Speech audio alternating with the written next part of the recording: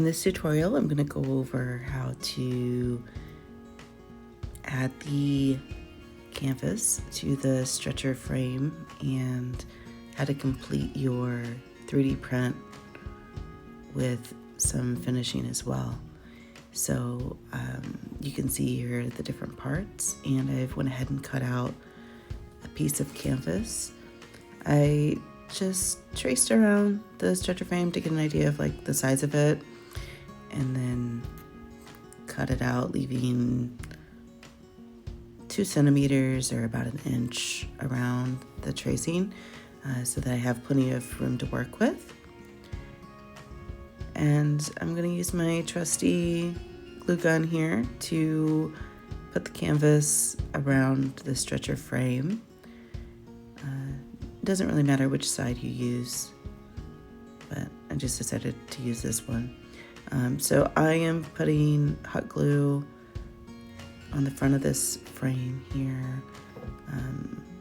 You don't have to be super precise about it. As you can see, it came out a little globby for me there. And the most important thing is you're just wanting to really smooth out the hot glue so that you don't have bumps, so that this frame will fit in, the stretcher bar canvas will fit into your frame when you're done. And here on the second side, it's really important that you pull your canvas tight. We're trying to mimic a classic artist canvas, and although we're not able to do that in miniature here, one thing that's really important is that you work on opposite sides, and you work to make it really tight. So that's what I'm doing. I'm just testing the tightness of that and making sure it's nice and tight. Here I am trimming the excess so that I don't have any extra thickness when I go to stretch the other sides. You can do this beforehand if you'd like. It doesn't really matter. You could get a cleaner edge if you did this beforehand, or if you want to be a little bit more safe so that you have plenty of room on your canvas, you can just trim it afterwards. It also helps to not burn your fingers when you're stretching the canvas. So just trim it as closely as you can there.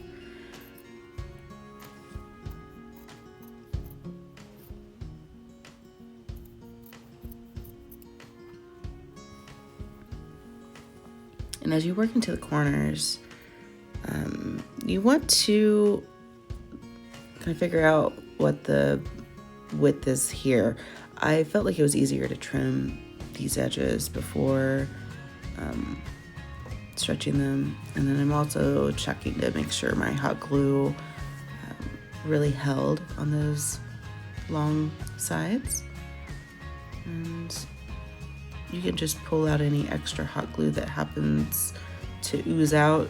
Just make sure it doesn't burn your fingers. You don't want to pull out any really hot glue there.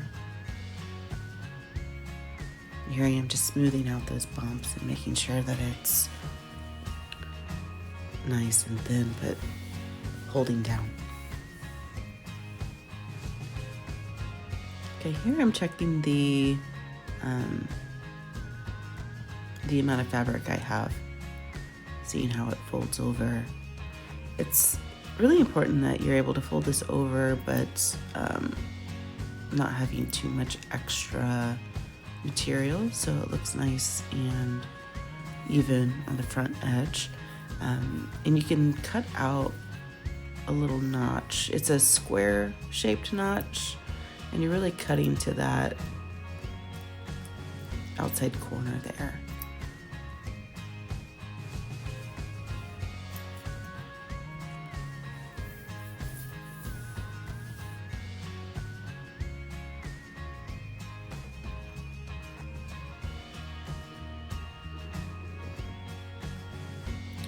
Here I am adding a little hot glue on that corner that's a bit frayed to make sure that holds down first so they don't have any additional fraying once the canvas is complete. And again, just be careful not to burn your fingers with hot glue. I'm probably being a little bit too willy-nilly with the hot glue here because I don't really have sensitive fingers anymore, but I don't want you to get burned. And here I'm adding hot glue to the front of the frame again, and just a little bit on the inside corner just to make sure it's tight. But you'll see later that I kind of regret adding all that on the inside corner, so it might just be best to stick to the outside of the frame so that you don't add any more thickness to the outside edges of the frame there.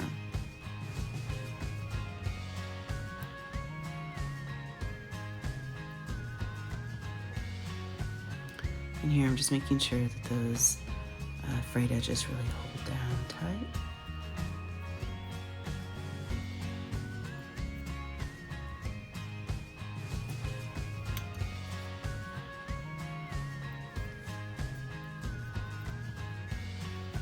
And once you're happy with it, you can start moving over to the other side there.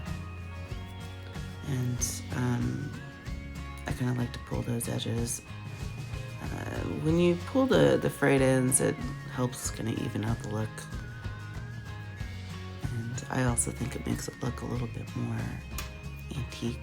I'm into that look. It's a painting that has history.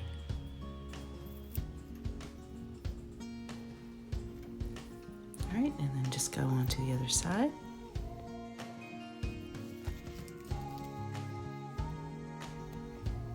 Okay, now we have all of our edges glued down nice and tight, and I'm just using a little lint roller to get all the frayed edges and the loose threads cleaned up off of my surface. I'm going to clean up my work area a little bit here too, because the next step is we're going to add a bit of gesso to our raw canvas to prepare it for painting later. Here I'm using a clear gesso. You can use white gesso. It doesn't really matter. There's lots of different gesso types, but I tend to like this clear gesso because then it leaves that raw, natural look of the canvas. It's just a aesthetic preference is all.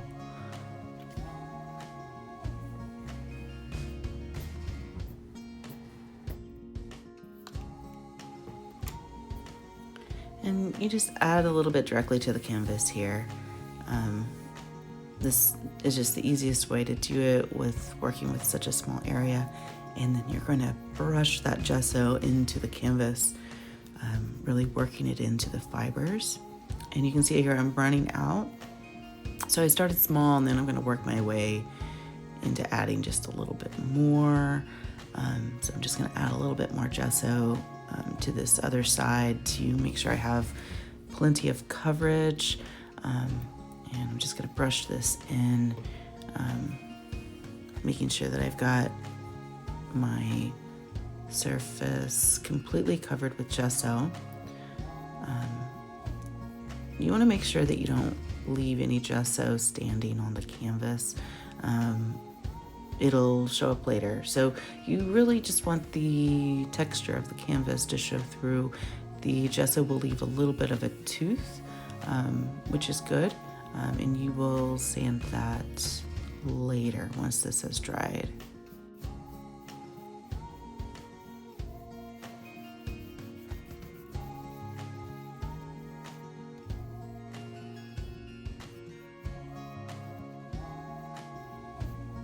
And here you see I'm just finishing up that gesso, adding some fine brush strokes at the end. And what's really cool about gesso is it tightens up that canvas as well. So that's a little secret in the canvas world. Now we're going to move on to working on the frame. I've got some 320 grit wet dry sandpaper. I'm just using it dry here.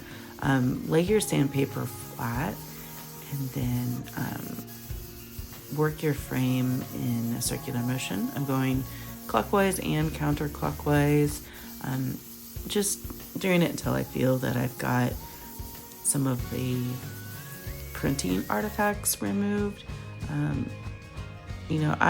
Sometimes I think it's cool to have the look of a 3D printed piece, but I think the thing I'm trying to achieve here is I just want it to look like a frame. I don't want it to look like a 3D printed frame.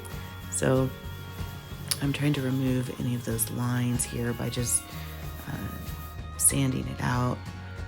You can go really crazy here if you want. If you wanted to remove all these lines completely, you could use some sandable, fillable primer. You can get that. I used to always get it at an auto body shop. That's a really cool place to get it. It just comes in a spray can. It's usually primer gray, and you can fill in any of those seams, let it dry, and then sand it and repeat until you're completely satisfied. But on this piece, I'm okay with a little bit of that graininess. It looks like wood grain in this situation, so I'm just gonna go with that. Make sure you dust it off, and that way it'll be ready for our next step here. I'm going to use one of my favorite things in the world. This is Rub and Buff, and I'm just turning over the back of the sandpaper to make sure I don't get my canvas dirty here. But Rub and Buff comes in a lot of different colors. My favorite is some of these gold tones. I'm going to use this Grecian gold today. It's a nice kind of antique warm gold. But there's a lot of different colors. I'll just show you some of those here. They have silver tones, some bronze and copper tones as well as some other gold tones. And as you can see, I use these a lot for a lot of different projects. I can drop a link below for you so you can get these products. They're a really nice thing to have in your toolkit, especially when working with miniatures or antiques. So here I am just literally applying it directly to the frame. This stuff will get all over your fingers and will turn your fingernails gold as well. So if you don't want to be covered in it, just be careful. Sometimes I use gloves on more complicated pieces, but here I feel like I can manage pretty well. I've got my trusty Rub and Buff brush that I just keep with my Rub and Buff. It's kind of a short, bristle, coarse brush, and it works really well to work in the material. And so just keep using as much as you need. A little goes a long way, and you'll just keep doing that until your piece is completely covered. This 3D print color I feel like works really well. It's kind of a wood tone color, and it helps with being a good base color for this gold Rub and Buff.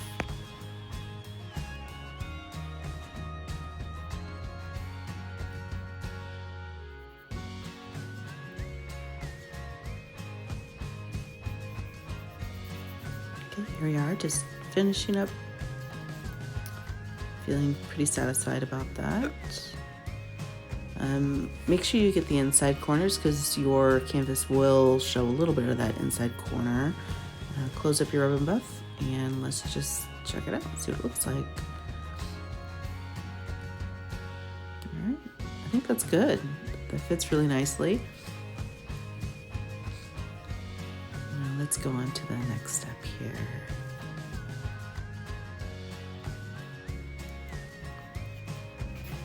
Okay, now that our canvas is dry, we're going to move on to sanding it just slightly. So it has this nice little tooth to it that it's fine, but I prefer my canvas to be a little bit smoother. So you're going to just sand that And we're good to go. This canvas is ready for paint. I'll show you the final look here. You just place this in the frame. Once you have your painting complete, you can just hot glue it in, pop it in there, and you are good to go. I can't wait to see what you create. I am also very excited to paint something on this canvas, so hopefully I'll show you that again next time. Thanks for watching.